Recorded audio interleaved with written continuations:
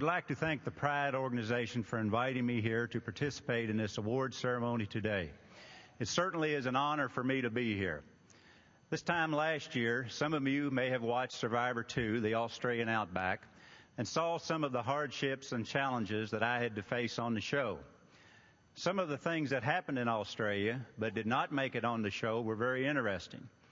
We did eat raw fish the first 3 days in the Outback, as we had no fire and no way to cook the fish. As soon as we would catch a fish, we would bring it right up onto shore, clean the fish, then pass it around and tear off a bite.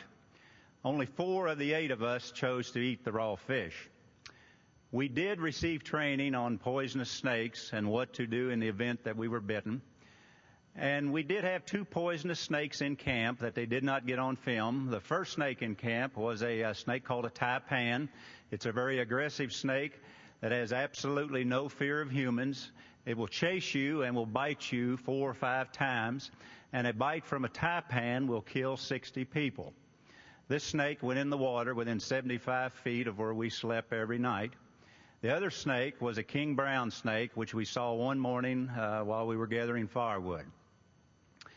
We had the rice ration, so we would eat 1/3 of a cup of cooked rice per meal, and we would eat 2 meals per day. So 2/3 of a cup of cooked rice would be all you would have to eat. We were able to catch some fish, and that is probably one reason why I survived 36 of the 42 days. I was catching 70% of all the fish being caught, and I knew that they would not be in too big of a hurry to vote me off as long as I was putting food into everyone's mouth. There are many other things that I could tell you about surviving in Australia. We did have leeches on us when we got out of the water after jumping off the 50 to 60 foot high cliff. They had not bitten into any of us yet, but every one of us had them crawling on us.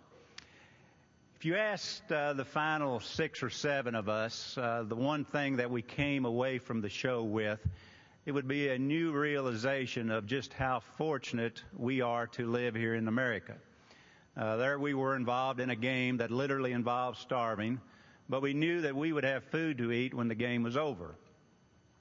We also knew that all you have to do is to look on nightly news on any night, and you would see people in third world countries who are not involved in a game, as we were, but who are actually starving. It certainly gave each of us a new realization how important our country and our environment is for our survival.